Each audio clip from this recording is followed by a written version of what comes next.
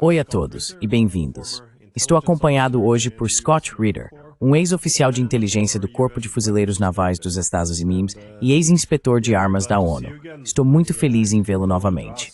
Eu realmente queria perguntar sobre a nova abordagem de Trump, especialmente em relação ao Irã. Trump se considera, eu acho, esse grande negociador e tende a se apoiar fortemente na pressão máxima para conseguir o que quer. Ele agora ameaçou o Irã com guerra, a menos que aceitem seu acordo. Claro, ele também está escalando a retórica em relação à Rússia com ameaças de sanções.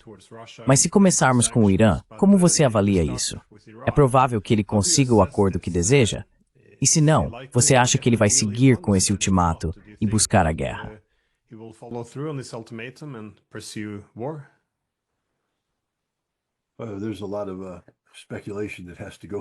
Há muita especulação envolvida nisso. Vou dizer o seguinte: nós sendo os Estados Unidos, não movemos forças militares levianamente. E assim, uma vez que você vê uma acumulação de poder militar que atinge um certo patamar, a guerra se torna mais ou menos inevitável. Não acho que estamos nesse ponto ainda, mas estamos vendo recursos militares fluírem para a região do Oriente Médio. E por isso eu levaria as ameaças de ação militar muito a sério. E eu honestamente acredito que Trump, de fato, usaria força militar contra o Irã para alcançar seu objetivo de eliminar o que ele considera ser um programa nuclear capaz de produzir armas nucleares.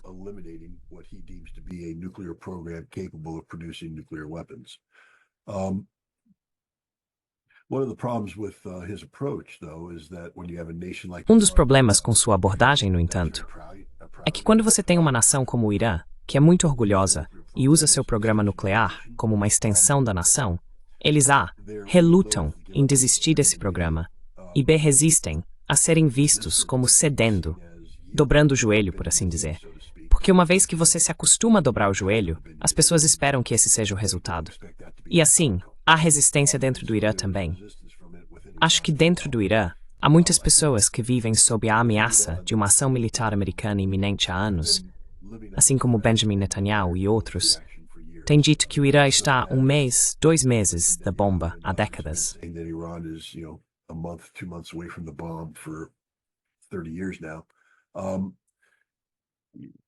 Há 30 anos, o Irã tem ouvido: se você não fizer isso, nós vamos bombardeá-lo.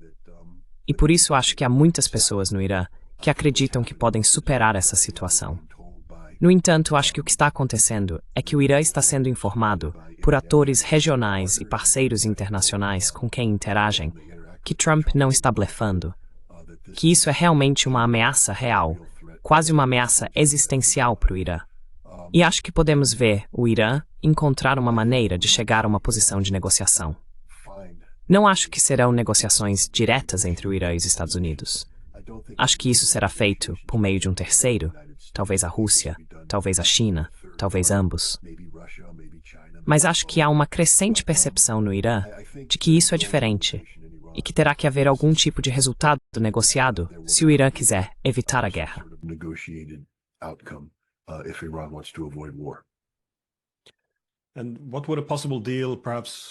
E como seria um possível acordo? Os Estados Unidos estão principalmente interessados, imagino, não apenas em reviver o JCPOA, mas também em reduzir alguns dos processos de enriquecimento pelos quais os iranianos têm passado. Ou eles também querem limitações em mísseis balísticos e sistemas de armas em geral? Imagino, que tipo de acordo você acha que Washington poderia aceitar?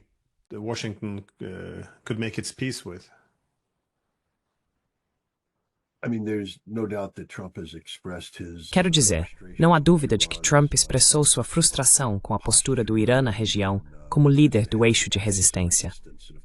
E claro, preferiríamos que o Irã não apoiasse o Hezbollah, o Hamas e os Houthis.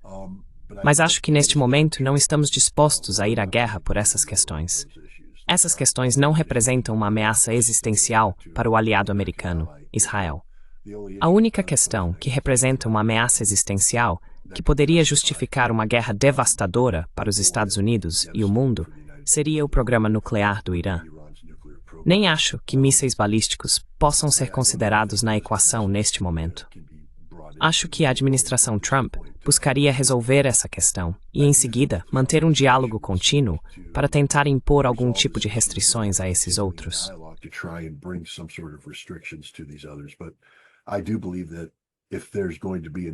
Mas eu acredito que se houver uma saída negociada para este conflito, será exclusivamente sobre o programa nuclear do Irã. Até que ponto o Irã está disposto a recuar é desconhecido. Mas o que sabemos é o seguinte: o Irã tem um estoque significativo de hexafluoreto de urânio, enriquecido a 60%, que está a apenas um passo de ser transformado em urânio de grau militar. Acho que isso terá que ser colocado na mesa, que o Irã não pode ser permitido acumular urânio enriquecido a 60%. E acredito que terá que haver uma monitoração rigorosa das capacidades de centrífugas do Irã. Acho que o importante aqui é que o que matou o acordo da última vez foi que o acordo foi baseado na noção de que o Irã seria submetido a essa janela de 1 ano para rompimento.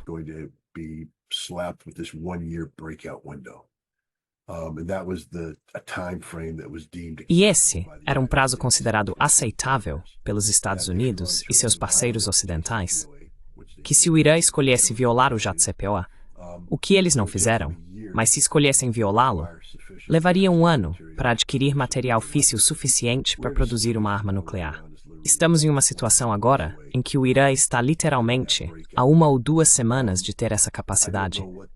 Não sei qual é o número aceitável para a administração Trump, mas acho que terá que haver uma quantidade substancial de tempo incorporada na janela do cenário de ruptura, o que significa que, seja qual for a aparência deste acordo, ele terá que amarrar as mãos do Irã.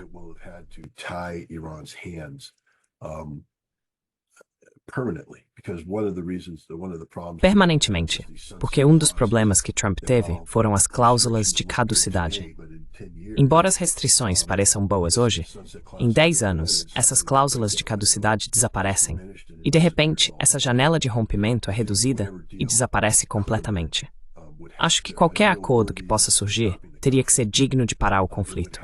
Teria que ter mecanismos em vigor que negassem ao Irã a capacidade de rapidamente romper e produzir armas nucleares. Eu realmente acho que há uma fórmula aí. Todos estão familiarizados com o programa iraniano e todos entendem as capacidades do programa iraniano.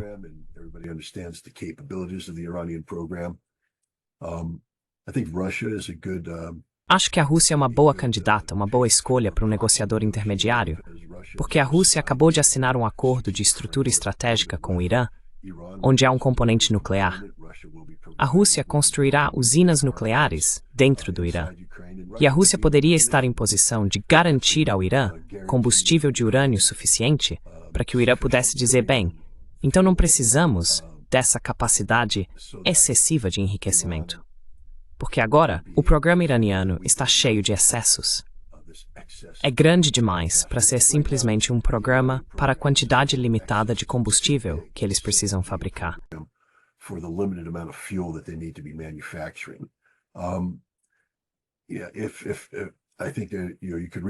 Sim, eu acho que você poderia chegar a um acordo. À medida que o Irã adquire novos reatores, o Irã seria capaz de aumentar seu enriquecimento. Quero dizer, essa poderia ser uma abordagem, mas você não permite que o Irã antecipe o enriquecimento, de forma que eles tenham uma quantidade tremenda de capacidade de enriquecimento não utilizada, que só pode ser justificada se o Irã estivesse buscando uma rápida ruptura. Eu apenas acho que há um acordo a ser feito tecnicamente. Se há ou não vontade política por parte do Irã, e, para ser franco, por parte dos Estados Unidos para aceitar isso, é outra questão completamente diferente.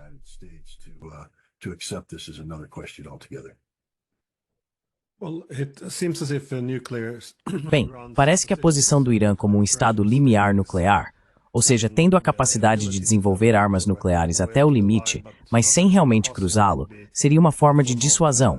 Então não ter realmente uma dissuasão nuclear, mas ameaçar cruzar esse limite se fosse atacado. Agora, se você tivesse um acordo como este, novamente, então tem o privilégio de falar com o inspetor de armas. Como isso seria possível?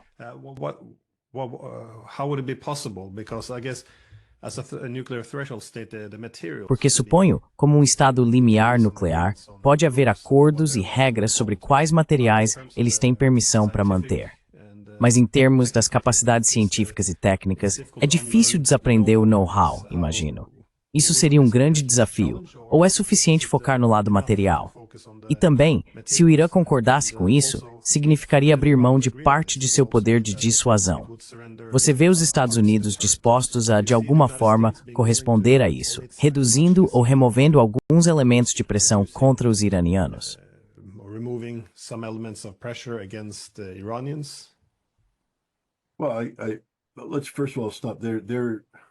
Bem, vamos parar por aí. O conceito de Estado limiar nuclear não existe no Tratado de Não Proliferação Nuclear. É um conceito inventado. É uma declaração da realidade, porque é isso que o Irã é. Mas o TNP não prevê estados limiares nucleares.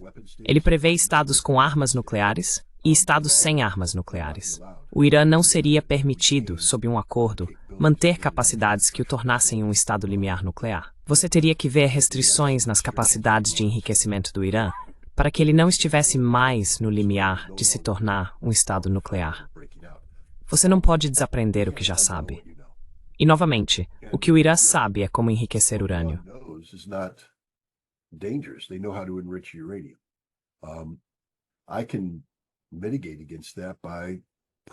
Posso mitigar isso implementando mecanismos de inspeção no local, que você sabe, uma vez que tenhamos um mandato que limite o Irã a certas áreas, números de centrífugas e uma certa quantidade de acúmulo de urânio pouco enriquecido, eu posso monitorar isso. E é isso que temos hoje. Temos um programa de monitoramento muito rigoroso que torna impossível para o Irã avançar sem que o mundo saiba. Há uma razão pela qual sabemos tanto sobre os programas do Irã. Eles são obrigados a declarar isso sob seu acordo de salvaguardas, e a AIEA inspeciona esses programas.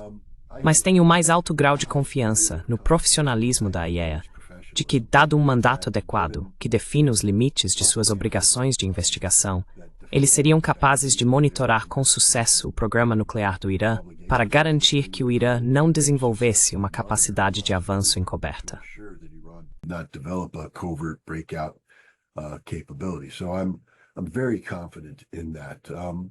Então, estou muito confiante nisso. E também estou confiante de que, sabe, não haverá apagamento do conhecimento iraniano. Em primeiro lugar, não é possível. Mas o conhecimento que o Irã possui é derivado de experiências e atividades que podem legitimamente ser chamadas de pacíficas, por natureza. Portanto, não há problema em os iranianos continuarem a fazer essa pesquisa. No entanto, acho que o Irã terá que dimensionar seu programa nuclear de acordo com suas necessidades. E neste momento, não há necessidade no Irã que justifique ter o número de centrífugas que eles têm atualmente. E, portanto, acho que seria necessário ver uma redução.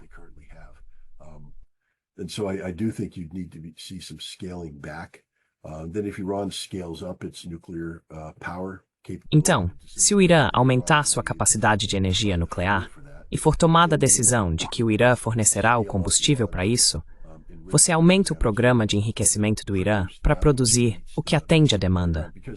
Porque a capacidade de enriquecimento excessiva realmente só existe para criar o conceito de um estado limiar nuclear que o Irã está tentando aproveitar. Acho que os Estados Unidos, antes de tudo, precisam entender isso. Não estamos em planos iguais, os Estados Unidos e o Irã.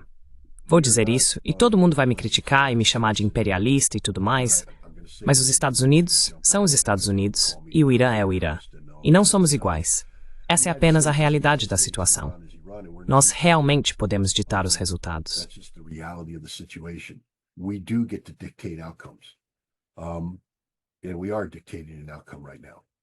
E estamos ditando um resultado agora. O Irã não pode ditar esse resultado. Você diz que o status de limiar nuclear deles fornece um elemento de dissuasão. Não fornece. Estamos nos preparando para destruir o Irã. Eles não nos dissuadiram. Na verdade, pode-se dizer o contrário, que essa capacidade de limiar nuclear é como agitar uma bandeira vermelha na frente do povo americano. E vamos atacar, e vamos te ferir até a morte. O Irã, se quiser evitar esse conflito, terá que tomar algumas decisões muito difíceis. Eu pessoalmente acredito que essas são decisões que valem a pena ser tomadas, porque uma guerra contra o Irã seria devastadora, talvez existencialmente para a República Islâmica. Isso não significa que os Estados Unidos não pagariam um preço. That doesn't mean that the United States wouldn't pay a price. So too would the world. But we will survive this. O mundo também. Mas vamos sobreviver a este conflito. O Irã não. Essa é a realidade. Mas o Irã precisa obter algo disso. Não pode ser uma rendição completa. E Trump sugeriu que o que ele faria é suspender as sanções. O que precisa acontecer aqui é que o Irã precisa de garantias de seus parceiros do BRICS, de que a economia da Eurásia será aberta para os iranianos, sem restrições. Que não importa o que os Estados Unidos e a Europa prometam e o que eles possam ou não fazer no futuro. A China, a Rússia, a Ásia Central, a economia do Oriente, a economia do Sul global, se abrirá para o Irã, para que o Irã possa prosperar economicamente. Este é o pagamento para o povo iraniano que sofreu por tanto tempo sob sanções.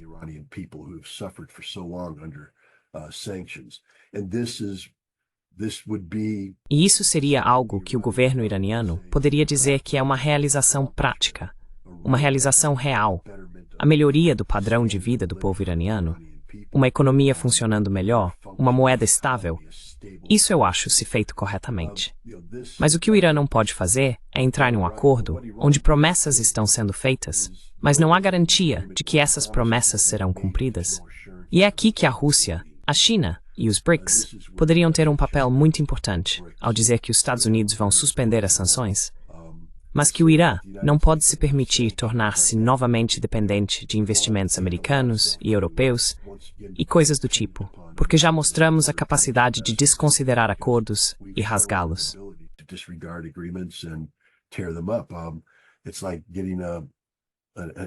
É como tirar um viciado que está afastado das drogas. E então eles voltam, e você começa a alimentá-los com as drogas novamente.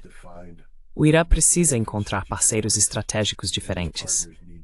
E esses parceiros precisam estar prontos para abrir suas fronteiras para um comércio significativo com o Irã, para que o Irã não esteja apenas se curvando. O Irã está realmente se tornando mais forte economicamente. James Carville disse em 1992.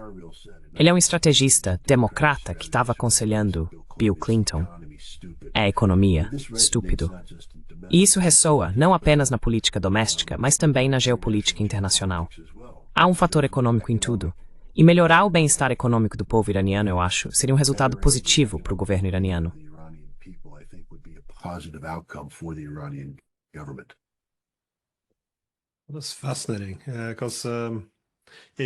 Isso é fascinante, porque você tem a impressão do Irã também de que eles não gostariam de fazer um acordo porque não acham que podem confiar nos Estados Unidos. E bem, sejamos honestos, você realmente não pode culpá-los por isso. Mas é claro, vincular a solução econômica ao Oriente, à China e à Rússia poderia aliviar isso. E além disso, esses países não querem ver uma arma nuclear no Irã. No entanto, se o Irã não quiser seguir adiante com isso e acreditar que a solução militar dos Estados Unidos é um blefe, o que pode realmente ser alcançado por ambos os lados no campo de batalha? Por que você disse que o Irã seria destruído? Estamos falando então sobre a possibilidade de armas nucleares, ou você vê suas cidades sendo bombardeadas, ou sua infraestrutura militar, ou é apenas seu programa nuclear sendo destruído?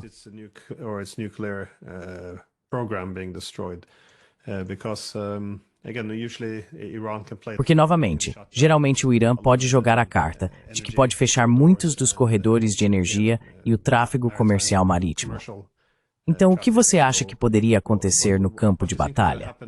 Porque, novamente, se os Estados Unidos reunirem todo o seu poder de fogo, não duvido que possam causar muitos danos. Pelo menos pelo que ouço, eles têm muitos depósitos subterrâneos profundos para seus mísseis e drones. E sim, vimos do Iêmen que não é muito fácil derrotar um adversário assim. E claro, o Irã é um país massivo e de certa forma poderoso. Claro, não igual aos Estados Unidos. Concordo plenamente. Mas o que poderia ser alcançado no campo de batalha? Por eles e pelo Irã, é isso.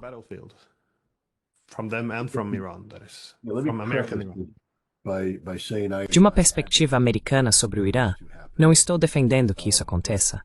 Mas você sabe, sou um profissional militar que planejou operações militares e sei o que está por trás do pensamento sobre alvos, etc.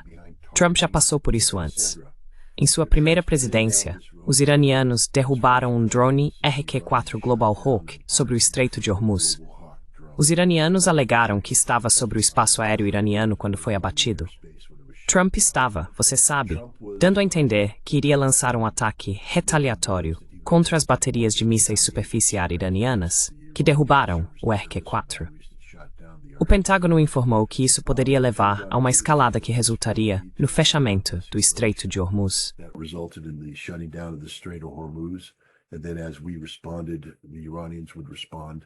E então, à medida que respondíamos, os iranianos responderiam da mesma forma.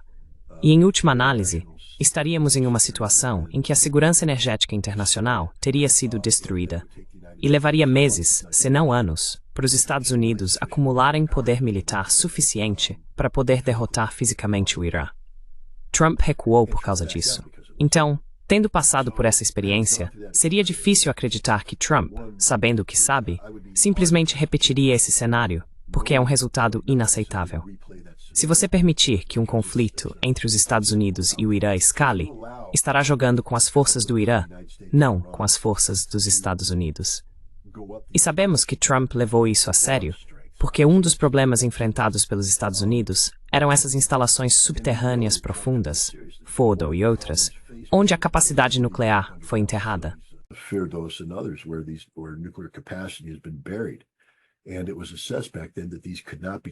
Naquela época, foi avaliado que esses alvos não poderiam ser destruídos com armas convencionais, mesmo as nossas maiores armas convencionais. E isso foi comprovado recentemente, por 2 ataques de bombardeiros B-2 Spirit contra o Ansar Allah no Iêmen, onde eles atingiram instalações subterrâneas e não conseguiram destruí-las usando a maior bomba não nuclear do arsenal americano. Trump, quando foi presidente pela última vez, promulgou uma nova postura nuclear e um novo plano de emprego nuclear. A postura dizia que precisávamos desenvolver armas especificamente capazes de destruir essas instalações nucleares subterrâneas. E nós fizemos isso.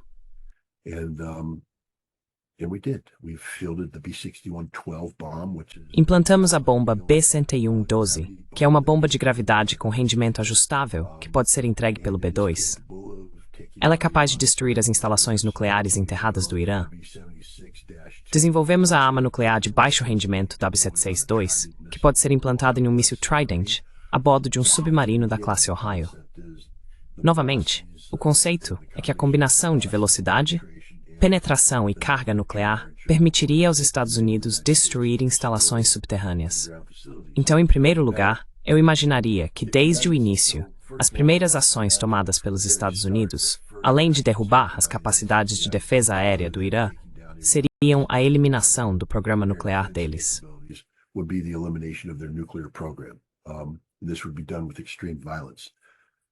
Isso seria feito com extrema violência.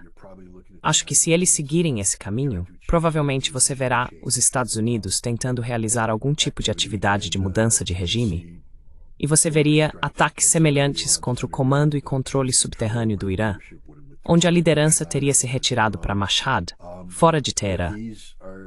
E se esses alvos forem de natureza que não possam ser destruídos com munições convencionais, então armas nucleares penetrantes de baixo rendimento também seriam usadas. Não acredito que isso será uma campanha prolongada de meses. Acho que será um evento extremamente curto e violento de destruição de nação pelos Estados Unidos.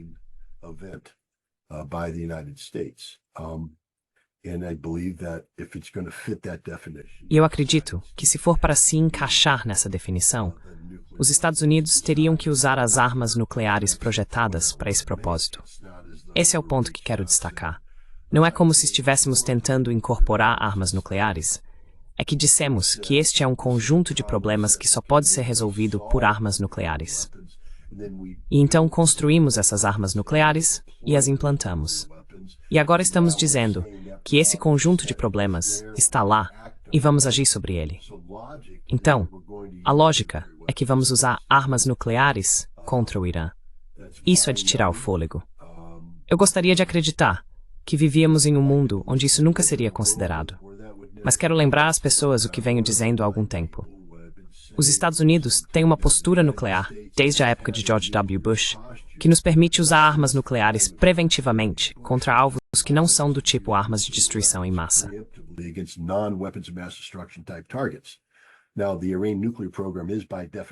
Agora, o programa nuclear do Irã é, por definição, um alvo do tipo armas de destruição em massa.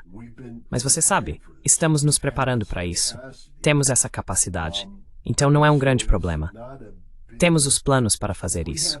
Não é como se Trump estivesse se voltando para o comando estratégico e dizendo, elabore um plano de ataque nuclear contra o Irã. O comando estratégico tem um plano de ataque nuclear contra o Irã há muitos anos. Temos treinado para isso, nos preparado para isso e coletado informações sobre isso. E por mais capaz que o Irã seja, não acredito que eles tenham a capacidade de enfrentar os Estados Unidos quando se trata do emprego das capacidades de ataque estratégico americano. Isso é coisa de gente grande. Você sabe, as pessoas dizem, bem, não fizemos muito contra os Houthi. Quero lembrar as pessoas de que não estamos envolvidos em um exercício de destruição de nação contra os Houthi.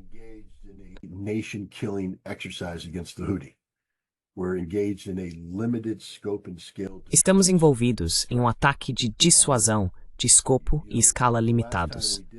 Você sabe, a última vez que fizemos uma campanha aérea, que terminou com o regime, foi a campanha aérea estratégica contra o Iraque durante a Operação Tempestade no deserto. E nossas armas se tornaram muito melhores do que eram naquela época. Mas aquela foi uma campanha que visou, você sabe, em todo o Iraque. Acho que foram 5 diferentes categorias de alvos: comando e controle, energia, etc. Acredito que esta campanha contra o Irã seria semelhante, de curta duração, mas estaríamos atingindo conjuntos de alvos como parte de uma campanha aérea estratégica projetada para destruir a nação iraniana, não apenas destruir o programa nuclear iraniano. É por isso que, quando olho para isso e vejo o pesadelo que seria, continuo a esperar e rezar por um acordo negociado.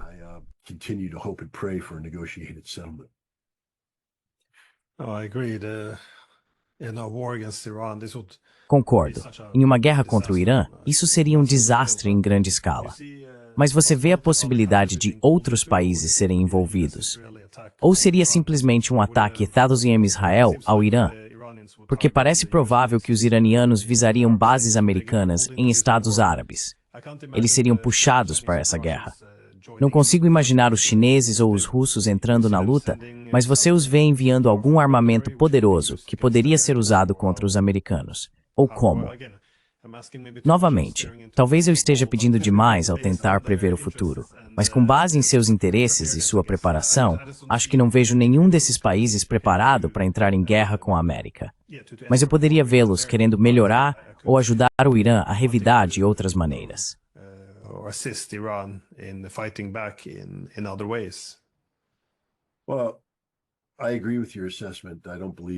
Bem, eu concordo com sua avaliação. Não acredito que nem a Rússia nem a China se envolverão diretamente neste conflito. A Rússia assinou certos acordos com o Irã de natureza militar, e há conversas sobre a Rússia fornecer ao Irã tipos específicos de armamento, caças avançados de 5ª geração, ou caças de 4ª geração, capacidades avançadas de mísseis superficiar, o S-400, etc. Mas esses não existem em números suficientes para inclinar a balança a favor do Irã. E, novamente, só quero reiterar para as pessoas que o comando estratégico não é uma piada. Ele existe para destruir o mundo.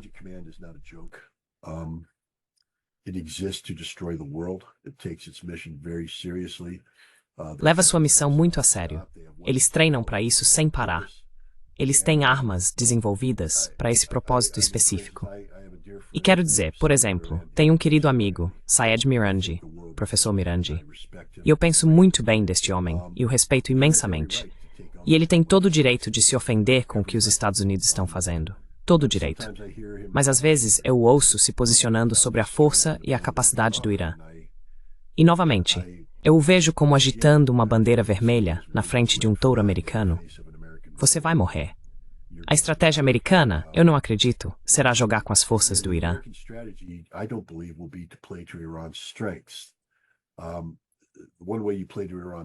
Uma maneira de jogar com a força do Irã é prolongar esse conflito por um período de tempo estendido, não dar um golpe mortal e destruir as capacidades de resistência. Outra coisa que está acontecendo, acredito, é, por exemplo, agora vemos na Grécia um exercício de treinamento conjunto entre os Estados Unidos, Israel, Omã e os Emirados Árabes Unidos. Por quê? Por que eles estão fazendo um treinamento dessa natureza? Não é que Omã e os Emirados Árabes Unidos vão enviar recursos para a área do Mediterrâneo para ajudar. É porque Israel e os Estados Unidos estarão enviando recursos para a região do Golfo Pérsico. E essas nações podem estar dizendo que defenderão seus direitos e podem participar.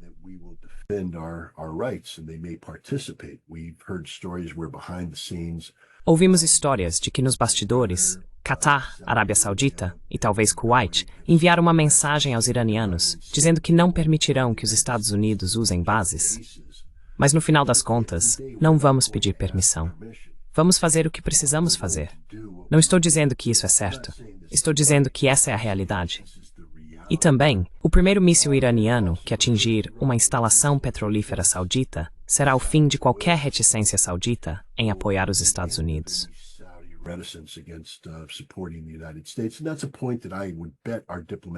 E esse é um ponto que eu apostaria que nossos diplomatas estão repetindo várias vezes.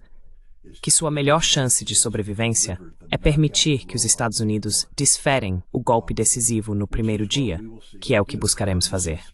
É por isso que eu advirto, Sr. Marandi. Eu digo que os mísseis que você acha que vai disparar podem não estar disponíveis quando você quiser lançá-los, porque eles terão sido destruídos em ataques de precisão por aeronaves estratégicas americanas que carregam armamentos projetados para derrotar suas cidades de mísseis subterrâneas.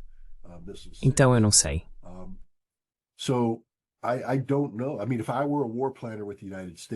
Quero dizer, se eu fosse um planejador de guerra dos Estados Unidos, meu plano de ataque seria tal que o Irã teria capacidades extremamente diminuídas após o primeiro ataque, de modo que eu não permitiria que o Irã mantivesse capacidade de ataque. Isso não significa que o Irã não terá capacidade de ataque, mas também significa que se eu fosse os iranianos, e novamente, não quero dizer a eles como fazer seus negócios, no momento em que você achar que vai ser atingido, lance um ataque preventivo. Você pode muito bem lançar esses 5.000 mísseis nos alvos que deseja. E talvez isso interrompesse um ataque americano a ponto de podermos encontrar outro caminho para a negociação. Embora eu não veja os Estados Unidos recuando disso.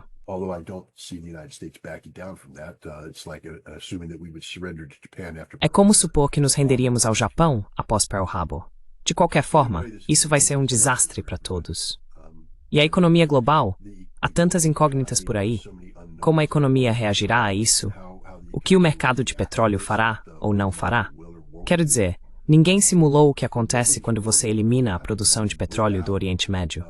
Elimine-a e ela não está mais lá. O que acontece com o preço do petróleo? O que acontece com o mercado de especulação global?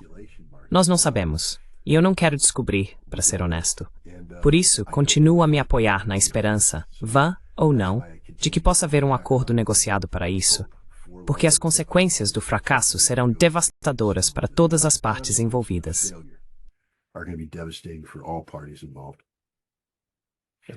E eu acho que após uma guerra dessas, o Irã provavelmente desenvolveria uma arma nuclear também.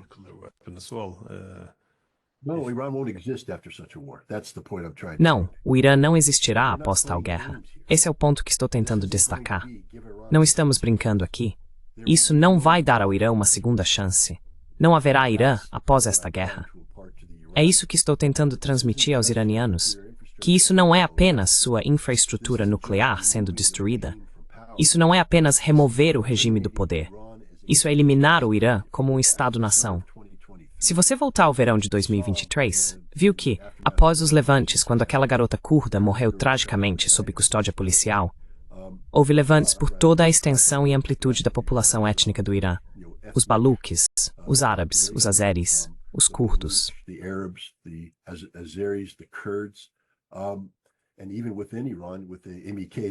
E mesmo dentro do Irã, com o MEK, o Mujahideen Khalq, e também os monarquistas. E Ebrahim Raisi, o presidente do Irã, disse em setembro de 2023 que o que aconteceu no verão passado foi a maior ameaça à sobrevivência do Irã desde a guerra Irã-Iraque. Agora isso falhou. Mas a outra coisa que você precisa entender é que o Irã é uma nação que foi colocada sob sanções econômicas extremas. É uma nação que está sofrendo. Qual é a mentalidade da, você sabe, população com menos de 20 anos? que é um grupo muito grande de pessoas. Estas são as pessoas que em 1979 se uniram à causa do Ayatollah Khomeini e foram o coração da revolução.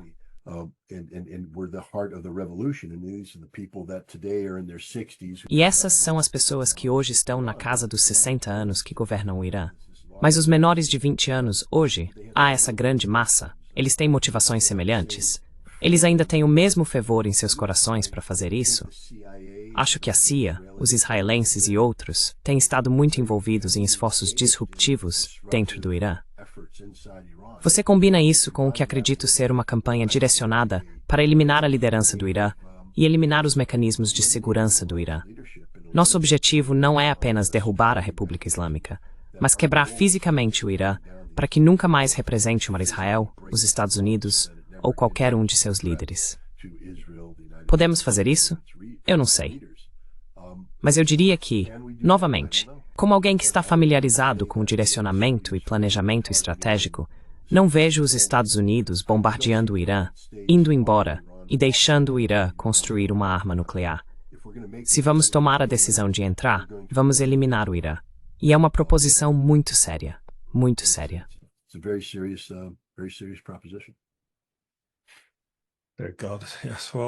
Graças a Deus. Sim, bem, essa é uma nota muito deprimente para terminar. E eu realmente espero que alguma diplomacia surja disso, porque, como você disse, acho que todos vão perder com isso. De qualquer forma, Scott Ritter, muito obrigado pelo seu tempo. It's a seismism por uma raça bem.